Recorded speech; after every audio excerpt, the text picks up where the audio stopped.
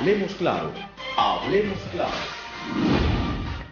Un programa periodístico e investigativo, donde se abordarán los temas de interés nacional y provincial con frontalidad, sin temor ni favor, sin temor ni favor.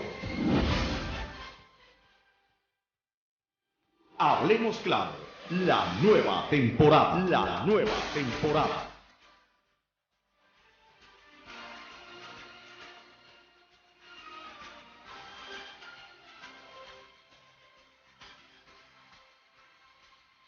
Lunes 26 de septiembre del 2016, amigos televidentes, buenas noches, bienvenidos a nuestro programa de debate Hablemos Claro. Un saludo extenso a quienes nos ven a través de la señal del canal 43 en Santo Domingo de los Áchilas, en parte de Pichincha, en Manabí, y también a quienes están conectados en nuestra señal en directo a través de nuestras redes sociales. Esta noche tenemos como invitada a la abogada Cynthia Viteri. Ella es precandidata a la presidencia de la República por el Partido Social Cristiano, también por Madera de Guerrero, y la candidata por la Unidad de Progreso y Libertad. Muy buenas noches, bienvenida Esmeraldas. Muchísimas gracias por la invitación y un gran abrazo a quienes nos están escuchando.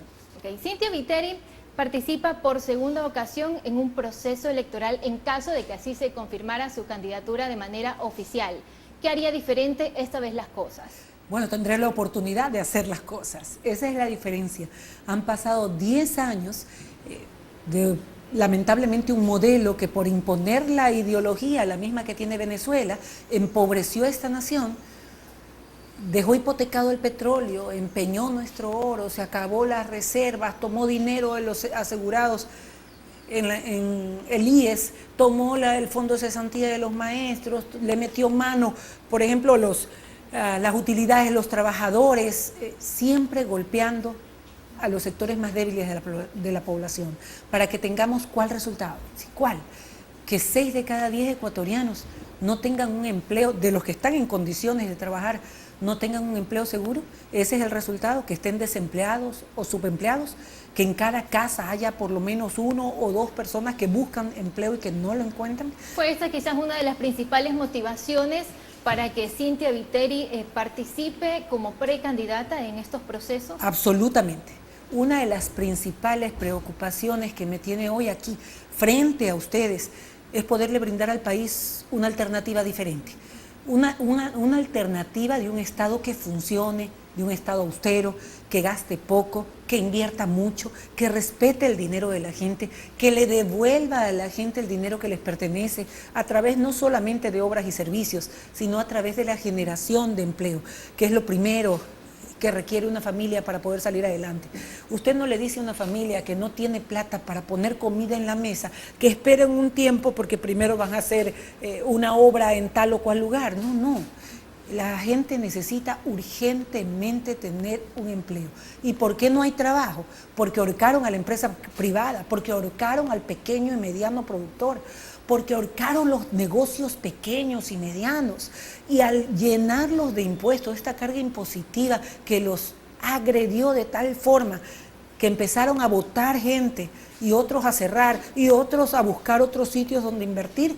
La víctima en todo esto, las víctimas en todo esto, como que hubiera habido una guerra, son los ecuatorianos, hombres, mujeres desempleadas, jóvenes sin oportunidad.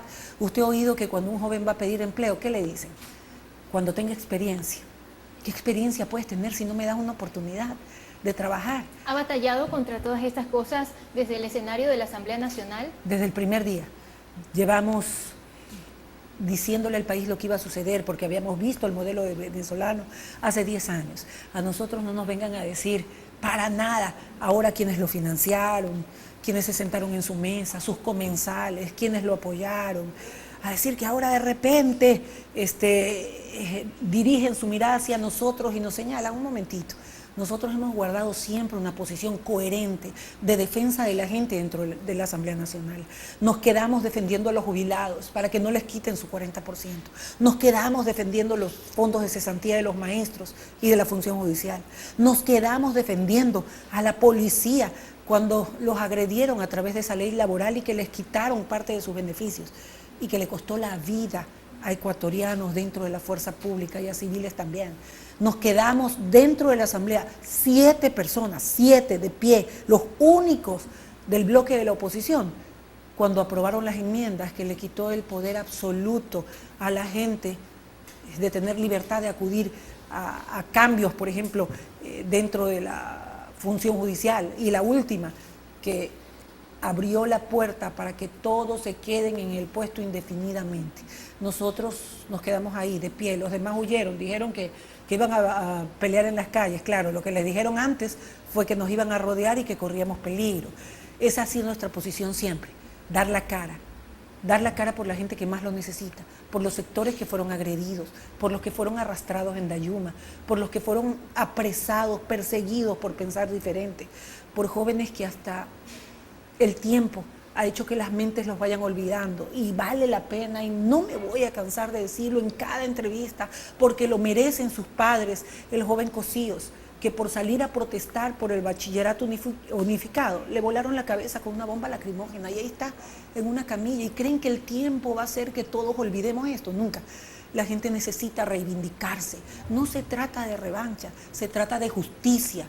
Todos los que se lo llevaron, todo, le quitaron a los jóvenes la oportunidad de un empleo, a la madre soltera la oportunidad de mantener a su hijo, a los padres la oportunidad de poder operar o hacer curar a sus pequeños. Ellos, los que se lo llevaron todo, deben de dar la cara al país y estar en manos de la justicia. No es revancha, es justicia. Esto marca un precedente para que en busca de todos estos trabajos que usted propone haya nacido la propuesta de la unidad. La unidad tiene en el medio de la mesa al Ecuador. Aquí no hay partidos políticos, ni siquiera en medio de la mesa están posiciones ideológicas tajantes. En medio de la mesa hay un país, hay una sola nación, hay una sola bandera, que es la del Ecuador. ¿Y qué es lo que ponemos en medio de la mesa? 3 cosas que pueden parecer sencillas, pero que son el corazón de este país. La libertad, recuperar la democracia y, sobre todo, recuperar la oportunidad de que este país se desarrolle económicamente y la gente pueda tener un trabajo, un empleo. Eso es lo que nos tiene unidos. Eso es lo que convoca a los demás partidos políticos a que se sienten en la misma mesa. Eso es lo que hace deponer intereses personales. Eso es lo que le brindaremos al país.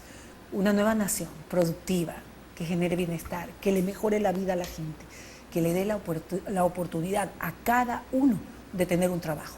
¿Existe una unidad perfectamente definida frente a diferentes ideologías políticas? Totalmente. Totalmente, porque cuando te enfrentas a crisis económica, de trabajo, de hambre, la gente no se pone a discutir alrededor de su mesa con sus hijos sobre ideologías. Estuve en Venezuela y lo viví, lo comprobé. El hambre que vive el pueblo venezolano por seguir un modelo idéntico al que se ha implantado en el Ecuador estos últimos 10 años, ha llevado al poder a tratar de acallar a la gente a punta de patadas. Mire lo que está sucediendo ahora. No es extraño aquello de la formación de grupos de civiles aprendiendo tácticas militares. Inclusive lo oía con atención a uno de los que le enseñaban y les decían: cuando lleven la bandera del partido, pónganse el palo aquí y escóndanlo aquí y lo van a llevar aquí. Que utilicen sus manos como armas de guerra. El pueblo contra el pueblo. ¿Por qué? ¿Creen que las botas finalmente reemplazarán a los votos? ¿O que a punta de golpes van a calmar el hambre de la gente? ¿O que a punta de violencia van a hacer que aquí en la provincia de Esmeraldas, por ejemplo, tengan agua y alcantarillado? Cuando ellos vengan a ofrecerles aquí agua y alcantarillado, díganle: pero han pasado 10 años, ¿por qué no lo hicieron antes? ¿Qué es lo que quieren ahora? ¿Otra vez engañarlos? ¿Otra vez traicionarlos? Como traicionaron a maestros, a médicos, a trabajadores, a jubilados, a enfermos catastróficos. No, vamos a darle la vuelta a la página, vamos a cambiar la historia, vamos a brindarle a los ecuatorianos una nueva oportunidad, una oportunidad de tener una vida mejor. Citó usted una experiencia en Venezuela mientras realizaba una visita. ¿Qué fue lo que pasó en este lugar? Lo que pasa en gobiernos dictatoriales, en gobiernos donde se han gastado todo, en modelos donde que tienen una ruta específica, llegan cuando el país tiene mucha plata, lo consumen todo. Luego de consumirlo todo, nos endeudan a todos, como está pasando en el Ecuador. Luego de endeudarnos a todos, hipotecan el petróleo, empeñan el oro, se terminan las reservas. Cuando ya no tienen más, ¿de dónde sacar más plata? Le meten la mano al bolsillo al anciano, al enfermo catastrófico, al maestro, al trabajador, a los jubilados, a todo el mundo. Y cuando esto ya no les alcanza y ven que la gente tiene hambre, salen a las calles a protestar, el gobierno los reprime. Eso es lo que pasó en Venezuela. ¿Y qué pasó con nosotros? Fuimos 2 días, día y medio, con una agenda pública abierta por invitación que la conocía la misma embajada allá, firmada y recibida nuestra agenda, y de repente nos rodearon porque estamos viendo que lo que traen las redes sociales no es esporádico, es diario. Allá se comen desde las palomas hasta los perros en las calles. El hambre es una tarea con la que tienen que lidiar, una guerra con la que tienen que batallar día a día. Y eso es lo que vamos a evitar aquí en el Ecuador. Cuando vine de allá, vine con una película mucho más clara. ¿Cree usted que Ecuador está en camino a parecerse en los escenarios, en distintos escenarios a Venezuela? Te pongo un ejemplo. ¿Qué está haciendo en este momento la cabeza del Seguro Social? El señor Espinosa, si mal no Richard recuerdo. Espinosa. Viajando a pedir préstamos para el Seguro Social. ¿Has visto que al menos recordemos, los que me están oyendo en este momento, que algo así se haya dado antes? Le metieron la mano a la plata que le pertenece a los trabajadores también. Y si necesitan, ¿quién hace un préstamo? Quien necesita dinero, porque el Seguro Social ha sido una de las instituciones con mayor liquidez para invertir. De ahí se han apoderado gobierno tras gobierno de los dineros que le pertenece a la gente. Mi propuesta en el Seguro Social, al igual que en el ISFA, al igual que en el ISPOL, es no volver a tocar la plata que les pertenece a los asegurados. ¿A través de qué? No simplemente de una decisión, sino de una ley. Quien dirige estas instituciones deben ser los afiliados, por ejemplo en el Seguro Social. ¿Qué hace el Estado formando parte de la mesa que toma decisiones dentro del Seguro Social? Un Estado con hambre, con un apetito insaciable, que devora todo lo que encuentra a su paso y que si alguien se lo pone, lo aplasta. Eso es lo que sucedió en Venezuela, es lo que está sucediendo en el Ecuador, y por eso estoy aquí, en esta lucha que no es fácil. Créeme, es una lucha difícil de todos los días, recibiendo agresiones por todas partes por parte del poder de turno y de otros partidos que me ven como una amenaza. Para ellos soy una amenaza, para la gente soy una esperanza, para la madre soltera, que conozco su vida porque fui madre soltera durante mucho tiempo, para la madre que se acuesta de noche y que siente que el techo de zinc se le levanta y que por ahí se le pueden meter, para las madres cuyos hijos le fueron arrebatados por el consumo de droga.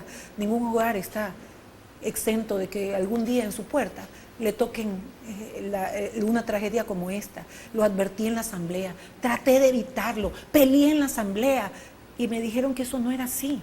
Y ahora la droga ha ido socavando tanto el piso, el suelo por el que caminamos, que en cualquier momento nos hundimos todos como sociedad. Merecemos una asamblea distinta, merecemos un gobierno distinto. ¿Cuál es la asamblea que espera Cynthia Viteri? Una asamblea diferente totalmente a esta que le robó a través de leyes el bienestar a los ecuatorianos. Una asamblea con gente, por ejemplo, como Roberta Zambrano aquí, que esté dispuesta a fajársela, a darlo todo por su pueblo, que conoce hasta el último centímetro de esta tierra y que además habla permanentemente con los hombres, mujeres, trabajadores, pescadores, obreros y también los generadores de empleos que son los empresarios. Esa es la asamblea que nos merecemos, una asamblea de gente comprometida por el país. El Ecuador del 2017, su gobierno y su asamblea, cerrarán la historia del socialismo del siglo XXI, que trajo pobreza y miseria al país, y abrirá la puerta a un país donde cada uno de de las personas que me están escuchando, cada uno de ustedes tenga la oportunidad de tener un trabajo. Ese es mi sueño, y cuando yo sueño, suelo convertir en realidad las cosas que sueño.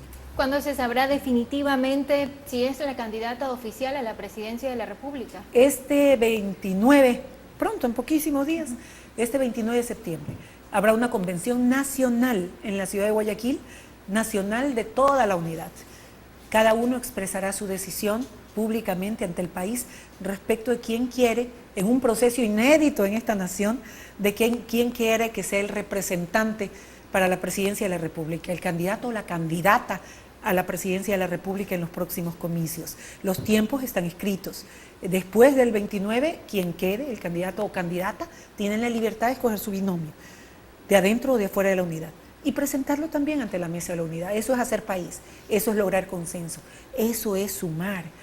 Tú me preguntabas al inicio, ¿por qué no se unen todos? ¿Por qué una sola lista o una sola candidatura presidencial? Y la respuesta es sencilla.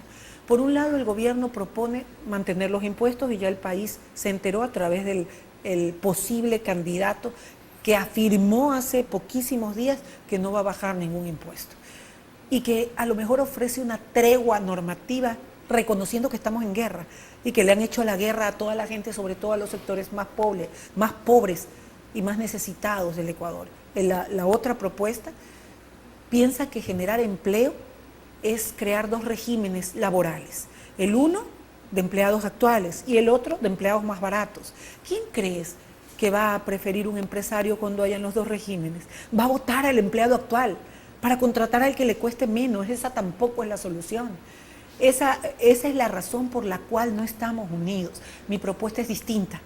Yo creo que eliminando impuestos como el de la salida de capitales, el anticipo de impuesto a la renta, las sobretasas, las salvaguardias en general, y bajando el costo de la energía eléctrica, las empresas se vuelven productivas, crecen, contratan a más gente, contratan a las personas que en este momento están desesperadas, y al poner dinero en el bolsillo, es decir, mejorando los salarios de la gente, subiendo el salario de la gente tiene plata para comprar, pues. Es obvio. ¿A quién le venden las empresas si la gente en la calle no tiene plata? Por eso mi propuesta es en conjunto. Vuelves bajando y eliminando impuestos y costos de la energía eléctrica, subes las ventas y vuelves productiva a una empresa. La empresa crece y contrata más, le subes los salarios a la gente y las personas comprarán más a esta empresa. El consumo sube, el Estado recauda más, devuelve obras y servicios a la gente y también genera desde el Estado a través de esas obras más empleo. La solución de tener más empleo no es magia, no es nada novedoso, es cuestión de decisión. ¿Esta sería la metodología para elevar entonces así el presupuesto general del Estado? El presupuesto general del Estado en este momento, la carga principal, la que le quita la oportunidad a la gente de mejor educación, de mejor salud y de oportunidad de empleo, es el gasto público. ¿Tú crees que hay derecho a que mientras una persona con diabetes o una madre con su hijo que necesita un neurólogo por una especialidad esperen 2, 3 o 4 meses y hasta 6 meses por atención a su salud, y mientras tanto le den solo paracetamol y paracetamol y paracetamol? Hayan otritos que con la plata que les pertenecen a ellos se vayan en viajes a grandes comitivas, utilicen aviones que compraron con la plata de la gente, caminen sobre alfombras rojas, cobren gran cantidad de dinero a través de consultorías o estudios y hagan obras que cuestan muchísimo más de lo que debieron haber costado. Eso no es justo. No hay derecho a que unos se lo roben todo, se lo lleven todo, y las madres, los hombres, los trabajadores, los jóvenes estén sin ninguna esperanza de conseguir por lo menos algo de que con derecho les corresponde, que es la plata y la riqueza que ellos generan para la nación. Momento de irnos a una pausa comercial. Regresamos con más de Hablemos Claro, sin temor ni favor.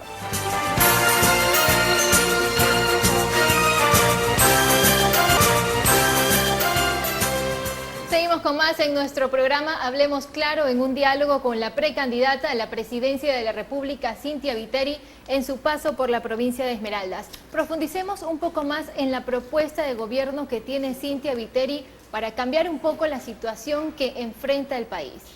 Betsy, yo me podría poner en este momento a hablar de temas que los tenemos clarísimos, como es, por ejemplo, bajar el peso que significa el pago de la deuda dentro del presupuesto general del Estado. Tenemos que reducir ese peso porque liberamos recursos para servir a la gente. Para renegociar esa deuda tienes que dar señales claras al país de que es un gobierno serio, en el que se puede confiar.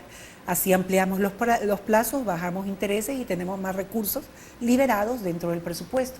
Me podría poner en este momento a hablar de las condiciones que requiere el país para abrirnos al mundo y que nuestros productos puedan ser competitivos y se puedan trasladar al exterior y que ingresen más recursos. También podría hablar de cuál sería el efecto inmediato de derogar las salvaguardias, que es el costo de la vida en el Ecuador. En este momento la gente sale del Ecuador, cruza fronteras para encontrar más baratas las cosas fuera. Ya se van a Perú, se van a Colombia. ¿Por qué? Porque el país, Ecuador, es un país caro. Cuando te dicen que las salvaguardias no afectan al país, sí lo afectan, porque afectan las materias primas, porque afectan todo lo que se requiere para poder elaborar un producto y suben su precio. Por eso es que el Ecuador es caro, por la carga impositiva. ¿Qué proponemos nosotros? Como te dije hace un momento, la eliminación de 3 impuestos clarísimos. Y te digo por qué. Cuando pones una norma que diga que no puedes sacar capitales y que si los sacas te van a cobrar un impuesto alto, ¿tú crees que eso evita que se vayan los capitales? El que tiene plata la va a sacar igual, pero el que tiene plata afuera no la va a poner. Lo que ha hecho ese impuesto es evitar que la plata entre al Ecuador. ¿Y qué es la plata en relación al que me está escuchando? Es que las personas que tienen capital abren empresas, negocios grandes, medianos, para darle trabajo a la gente. Todo este sistema, este modelo ideológico que implantó este gobierno, lo que ha hecho es dejar en la calle a la gente sin trabajo, desesperada por un lado porque no tiene recursos, por otro lado porque todas las cosas están caras y por otro lado oyendo agresiones desde el poder porque salen a otros países a traer, a comprar para que el dinero les alcance para sus hijos. Estamos acorralados por todos los lados. Pero eso es un tema así denso, es un tema que podemos charlar. Pero sabes que cuando camino, cuando la gente me invita a sus casas, cuando me siento en sus mesas, cuando hablo con sus hijos, cuando veo a la mujer que vende naranja todos los días porque no se puede mover, porque su marido le dio parálisis cerebral y está al lado de ella en una silla de ruedas, y que su hijo me dice, aquí está mi carpeta y no tengo dónde conseguir empleo, me piden experiencia y me piden una profesión, pero ni lo uno ni lo otro puedo conseguir porque me cierran la puerta de la universidad, o me piden en los trabajos experiencia que no me dan la oportunidad de lograr. Entonces te das cuenta que todas las discusiones en las mesas de los políticos y todas esas cifras, todos esos cuadritos, se traducen en una familia que no tiene cómo sobrevivir. Esos son los problemas de los cuales debemos hablar. La gente no es un número, la gente no es una cifra, la gente no es un cuadro. Detrás de cada uno de cada madre soltera, de cada obrero, de cada pescador, de cada padre de familia, hay una historia de lucha permanente que empieza cuando se levantan muy de mañanita, antes de que salga el sol, con la esperanza de conseguir algo de dinero en la calle para ponerlo en la mesa de sus hijos, y que termina con un sueño muy corto, pero con la angustia mezclada con esperanza de que el día siguiente va a ser mejor. Esa es la vida que atraviesan la mayoría de las familias aquí en Esmeraldas, donde nos escuchan, en Santo Domingo, donde nos están escuchando, en parte de Manabí, donde nos están escuchando, en parte de Pichincha, donde nos están escuchando. Esa es la real historia. Cuando yo veo a todos estos políticos internados hablando de otros temas y no aterrizan en el tema principal de la gente, sencillamente me doy la vuelta y sigo caminando y sigo entrando y sigo tocando puertas y sigo escuchando. Nadie habla de las drogas, nadie habla de ese problema tan grave que está en los hogares de cualquiera, en este momento de la mayor cantidad de gente, sobre todo la gente más humilde, pero eso no quita que los hogares que tengan más recursos también pueda ser tocado en cualquier momento con un mal como ¿Critica usted una ley que aprobó el consumo de la misma? No solamente que la critiqué, la peleé en la asamblea. Les advertí que no era el consumo solamente lo que estaban permitiendo, que le cambiaron a los chicos la tabla de multiplicar por la tabla de consumo de drogas y que permitieron en el mismo artículo que no solamente el consumo sea lo que se pueda realizar, sino también la producción, la comercialización, la distribución de las drogas. El microtráfico invadió el Ecuador. Y luego de haber hecho todo esto, se sorprenden en los canales de televisión diciendo que no entienden qué es lo que está pasando. Por eso no está en la agenda el tema de las drogas, porque el gobierno fue quien propició esta situación, por un lado, y por otro lado porque los demás candidatos están tan alejados de la realidad nacional que creen que eso es un tema lejano y que no les pasa a la gente. Las madres todos los días se enfrentan a hijos que lamentablemente se vuelven contra ellas, quitándoles los pocos que tienen para poder venderlo y consumir drogas. Y luego ellas atrás de ellos para salvarlos, para protegerlos, hacen guardias con horarios para ahuyentar a los microtraficantes y quitarle las drogas a los hijos de las vecinas que los ven consumiendo. Esa realidad no la tienen pues las personas internaditas que andan de un foro a otro hablando de temas que no aterrizan y no conocen la realidad nacional. Por eso a mí me gusta lo que hago, porque entre más oigo, entre más me acerco a la gente, entre más me abren sus casas, más consciente estoy de lo que debo de hacer. El Partido Social Cristiano ha puesto todas sus esperanzas en Cynthia Viteri y se encuentra entre las favoritas con la intención del voto del pueblo ecuatoriano. ¿Qué espera Cynthia Viteri para el próximo proceso electoral en febrero del 2017? Cerrar la página de esta década farreada, cerrar la página del despilfarro, cerrar la página de los lujos que se dieron poco con la plata de muchos, cerrar la página de los grandes eventos, de las alfombras rojas, de los campeonatos del encebollado, donde indolentemente se gastaron, por ejemplo, en un campeonato del encebollado, $400.000. ¿Usted sabe qué hubiera podido hacer? ¿Cuántas familias hubieran podido vivir con ese dinero? ¿Cuántas vidas de chicos se hubieran podido salvar? ¿Cuántas operaciones se hubieran podido realizar en el exterior sin necesidad de rifas y sin necesidad de recurrir a teletones? Esa indolencia, esa crueldad es la que va a cambiar. La página del dolor, del despilfarro, se va a cerrar. Viene un Ecuador nuevo, el Ecuador del 2017, de un gobierno con alma, de un gobierno transparente, de un gobierno austero, que se parezca a su gente, que sepa que cada dólar que tiene para administrar debe ser devuelto a su verdadero dueño, que es la gente, que son los que me están mirando en este momento. Eso es lo que deseo para mi país, que cada uno de ustedes tenga la oportunidad de tener una vida mejor, que tenga la oportunidad de tener un trabajo, que es lo básico para poder sobrevivir, para poder vivir, para poder levantar a su familia. La oposición indica que los actuales perfiles del movimiento Alianza País para la Presidencia de la República como precandidatos serían una copia o parecidos al actual máximo líder. ¿Qué hace diferente a Cynthia Viteri de Jaime Nebot, o de qué le sirve a Cynthia Viteri parecerse a su máximo líder? Bueno, cuando me hablan de Jaime Nebot pienso en lo que era Guayaquil antes y lo que es ahora. En las dos administraciones social cristianas, la primera en Guayaquil de Febres Cordero y segunda administración que ya van 16 años, ¿no? De Jaime Nebot, sí. ¿Qué es lo que dice? Sí, dos administraciones de Febres Cordero que fueron 8 años y desde 2000 hacia acá de Jaime Nebot. Lo que pienso es que toda esa sabiduría, toda esa entrega por la gente que más los necesita, el haber levantado de los escombros esta ciudad, Guayaquil, y otras personas parecidas en la misma línea, los Falqués en Machala, por ejemplo, en Babahoyo, Johnny Terán, cuando le tocó en su momento a Luis Fernando Torres en Ambato. Todos ellos me enseñaron que la gente trabajadora, de la gente honesta, de la gente que les devuelve todo a la gente, de la gente que se acuesta pensando en el bienestar de los que sirve y se levanta para hacer realidad, eso se toma todo, se aprende todo y se devuelve desde la posición donde uno esté toda esa sabiduría y esa enseñanza a la gente. ¿Cómo encuentra a Cynthia Viteri Esmeraldas? Después de 10 años, que Esmeraldas todavía no tenga agua potable y alcantarillado, es el resultado o el grito o el símbolo de lo que ha sido una década farreada. No entiendo cómo pueden enterrar, por ejemplo, en una refinería, enterrar 1.200 millones de dólares y una ciudad o una provincia como esta, y en este caso una ciudad como esta, no tengan sus habitantes lo fundamental que es agua potable y alcantarillado.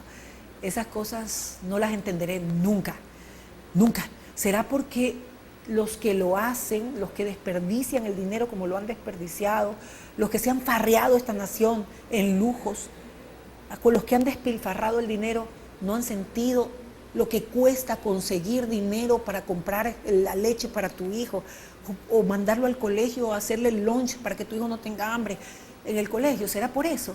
Yo he venido, y gracias a Dios, porque eso no me avergüenza, me dignifica, desde situaciones económicas muy duras, tal vez porque fui madre adolescente de los 16 años y me tocó desde pequeñita hacerme cargo de lo que era mi responsabilidad, que aprendí que estudiar, trabajar y trabajar duro, no en una cosa sino en varias al mismo tiempo. en el proteger a tu familia con tu vida, tus hijos con tu vida.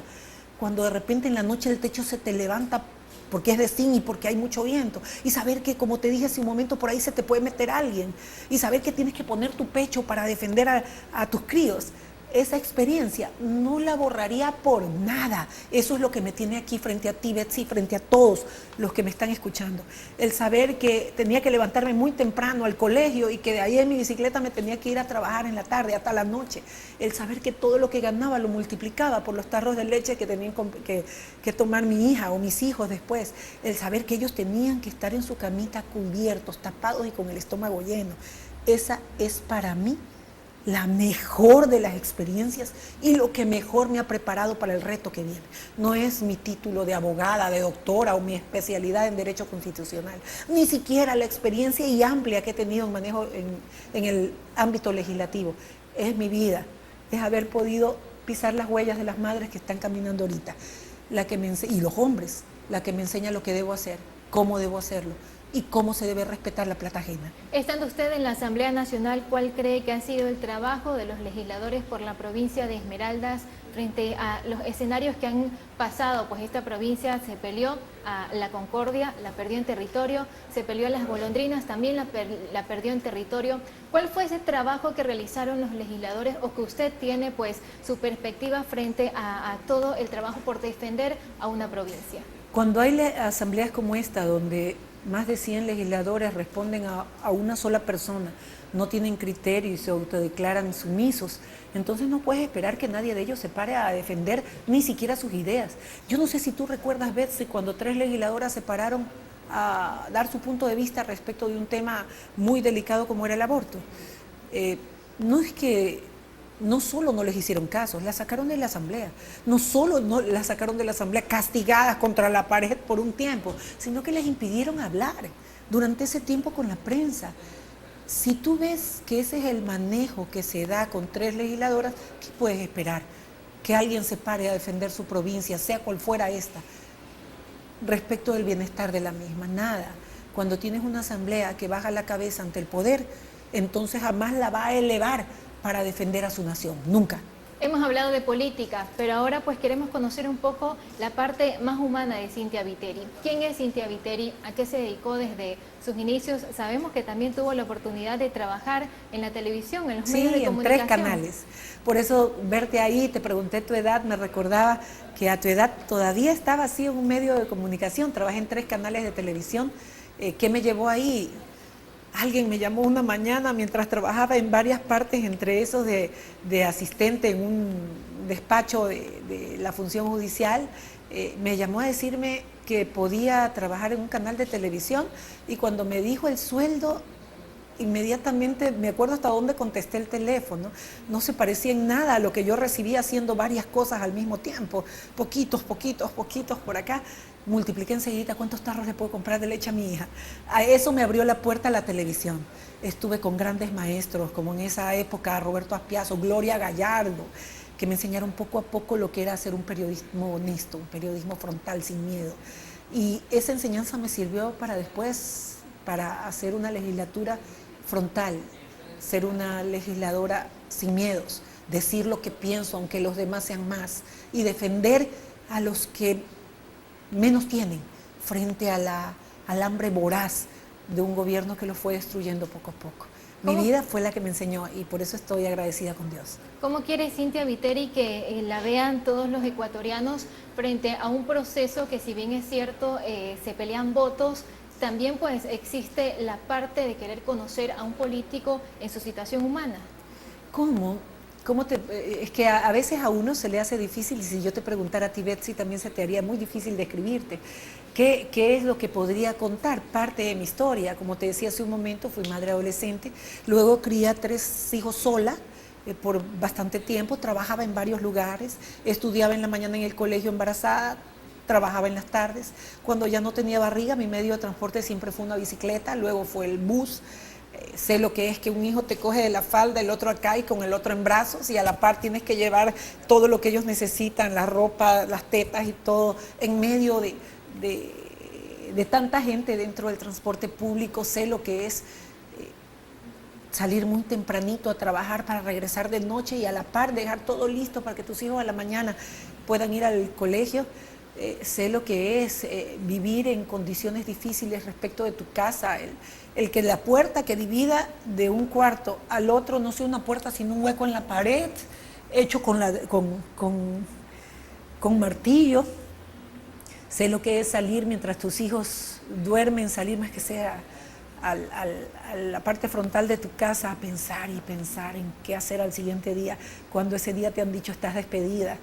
Sé perfectamente lo que sentimos todos, la mayoría de los ecuatorianos, y sé también que eso puede cambiar, porque de repente, si sigues trabajando, si le sigues metiendo ganas, si tienes sueños que los conviertes en realidad, en algún momento puedes entrar por la misma puerta, pero como candidata a la presidencia de la República, dispuesta a hacer todo lo que en su momento no pudieron hacer por ti, pero que ahora tienes la oportunidad de devolverle a la gente todo eso. Vamos a una nueva pausa comercial, amigos televidentes, regresamos con más de Hablemos Claro, sin temor ni favor, en este diálogo con Cynthia Viteri.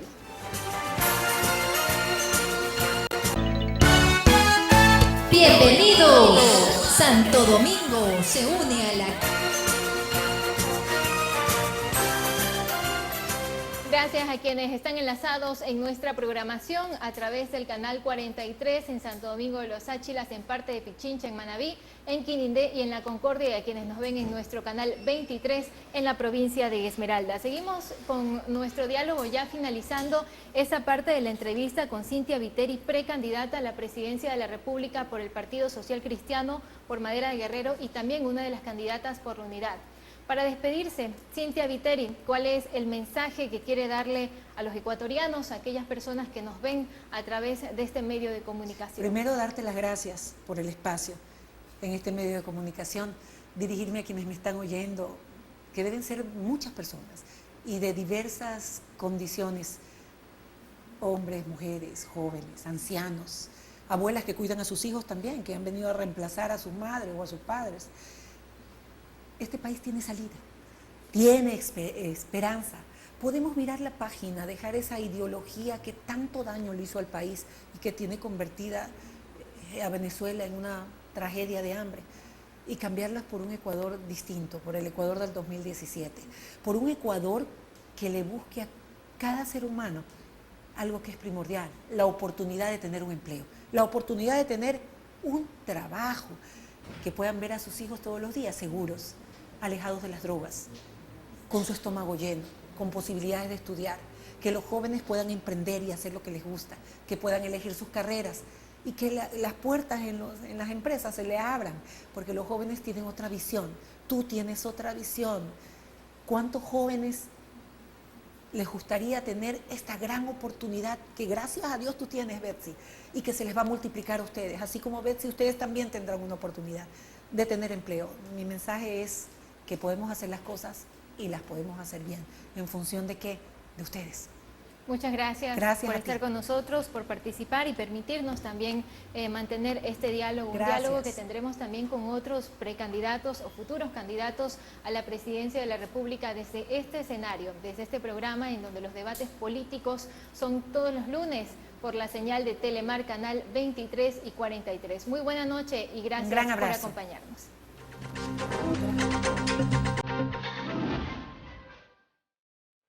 Hablemos Claro, hablemos claro. Un programa periodístico e investigativo, donde se abordarán los temas de interés nacional y provincial con frontalidad, sin temor ni favor, sin temor ni favor.